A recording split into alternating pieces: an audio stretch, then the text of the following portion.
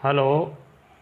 Prince residential senior secondary school की online क्लासों में आप सभी का स्वागत है। मैं आर के शर्मा, व्यवसाय प्रबंधन का अध्यापक है। आज तारीख है 29/7/2020। देखिए, विक्रय संवर्धन के बारे में मैं आपको पढ़ा रहा था। 4 पॉइंट जो है कल मैंने आपको करवा दिए गए थे। उपभोक्ता संवर्धन में 4 पॉइंट मैंने आपको कल करवा दिए गए थे। उसके आगे के पॉइंट हैं कि उपभोक्ता संवर्धन में विधियां कौन कौन सी हैं, कि क्या कर सकता है उपभोक्ता संवर्धन। तो देखिए, पहला है मेले और प्रदर्शनियां करना। ये भी एक विक्रय संवर्धन की एक महत्वपूर्ण विधि मानी जाती है।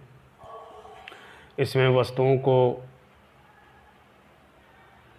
विशेष रूप से सजा के रखा जाता है तथा वस्तु के संबंधित समस्त जानकारी मुफ्त में दी जाती है, जिससे ग्राहक जो है उसकी तरफ आकर्षित हो सके। तो देखिए, उपभोक्ता संवर्धन में 5वां पॉइंट है मेला और प्रदर्शनियाँ। इसे क्या है, वस्तु को सजा कर रखा जाता है जिसे ग्राहक उसकी तरफ आकर्षित हो सके। छठा है प्रीमियम।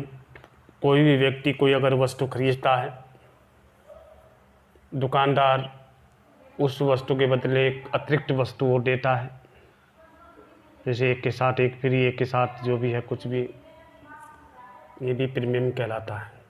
प्रीमियम के आशय ग्राहक द्वारा कोई वस्तु खरीदे जाने पर दुकानदार द्वारा एक अतिरिक्त वस्तु प्रदान करते हैं। पेंसिल के साथ रबड़ या मोबाइल के साथ कवर, ये प्रीमियम कहलाता है।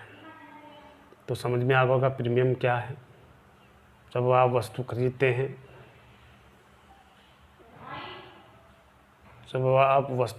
हैं, तो उसके बदले अतिरिक्त वस्तु प्रदान की जाती है, वो प्रीमियम कहलाता है।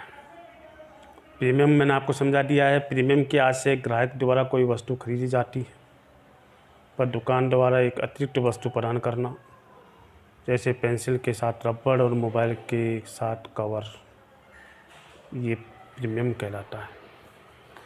इसके बाद 7वां है अतिरिक्त मात्रा उपहार स्वरूप। विक्रय संवर्धन की इस विधि के अंतर्गत ग्राहक को अतिरिक्त मात्रा प्रदान करके भी प्रेरित की जा सकती है। एक के साथ एक या अतिरिक्त मात्रा, एक के साथ एक फ्री, जो इस प्रकार के जो है उपहार दिए जा सकते हैं। जैसे फेयर लवली की ट्यूब पर 40% अतिरिक्त देना, उसे अतिरिक्त उपहार कहा जाता है। तो अतिरिक्त उपहार के बारे में समझ में आ गया होगा। अतिरिक्त मात्रा उपहार का स्वरूप होता है कि जो ग्राहक कोई वस्तु खरीदता है तो उसको अतिरिक्त मानी अधिक माल देना, जैसे फेयर लवली के ट्यूब के साथ 40% अतिरिक्त जो है दिया जाता है। इसके बाद 8वां पॉइंट है क्रियात्मक प्रदर्शन। विक्रय संवर्धन की इस विधि में निर्माता अपने माल या वस्तु का क्रियात्मक रूप से प्रदर्शन करके दिखाता है। इसे तकनीकी प्रगति की वस्तुएं जैसे DVD, computer, fridge, DVD, washing machine, TV आदि को बेचने में प्रयोग किया जाता है। इसके द्वारा ग्राहकों के संदेह का निवारण होता है। वस्तु के परिचालन संबंधी जानकारी भी इसके द्वारा दी जाती है। इसके बाद आता है आपका विक्रोपरांत सेवाएं। इसमें विक्रेता उपभोक्ता को वस्तु क्रय के बाद निश्चित अवधि के लिए सेवाएं गारंटी देता है। कोई वस्तु अगर समय से पहले ख़राब हो जाती है तो उसको रिपेयरिंग की जा सकती है, या उसको बदला भी जा सकता है, या उसको सही किया जा सकता है, या उसकी मरम्मत की जा सकती है। तो ये भी एक उपभोक्ता संवर्धन के अंतर्गत शामिल किया गया है। इसमें विक्रेता उपभोक्ता को वस्तु विक्रय के बाद निश्चित समय या निश्चित अवधि के लिए उसकी गारंटी देता है। इस अवधि में वस्तु के अगर कोई ख़राब हो जाती है, अगर कोई ख़राब हो जाती है तो उसको बदला भी जा सकता है। तो इस प्रकार की जो कई प्रकार की सेवाएं जो हैं आपके सामने आती हैं। मरम्मत आदि कार्य किए जा सकते हैं। इसे कहते हैं विक्रोपरांत को सेवाएं प्रदान करना। 10वां जो पॉइंट है पैकेजिंग। पैकेजिंग की भी ग्राहकों को वस्तु क्रय करते समय प्रेरित करती है। जैसे पैकिंग करते समय वस्तु सुंदर लगती है, उसकी कवर जो होता है वो सुंदर होता है, चमकीला होता है, ताकि ग्राहक जो है उसको खरीद सके या उसकी तरफ आकर्षित हो सके।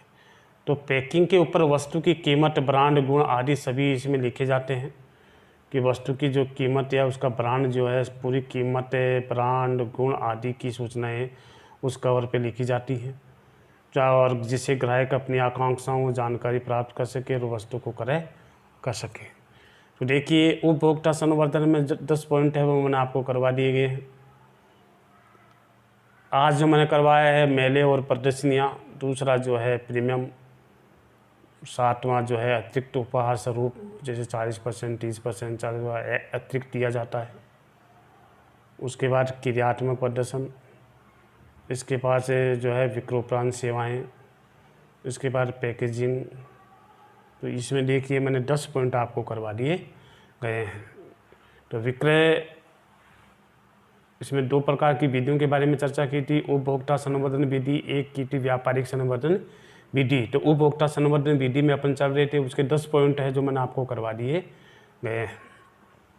फिर भी किसी प्रकार की कोई समस्या हो तो आप मेरे से संपर्क कर सकते हैं, या मेरे से जो है व्यक्तिगत रूप से जो है मोबाइल से संपर्क कर सकते हैं और पूछ सकते हैं किसी प्रकार की कोई समस्या हो तो।